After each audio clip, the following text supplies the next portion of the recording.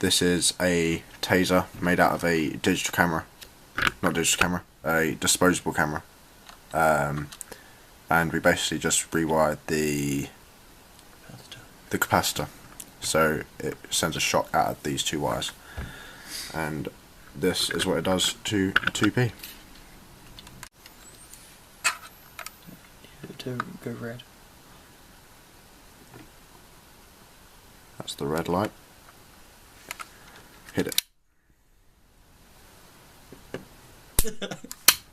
That's only half charged. Leave it on so it just keeps zapping. Wait for the light to go on for a full charge.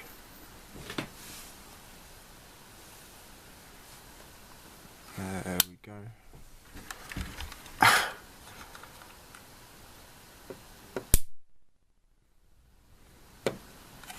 And a half charge.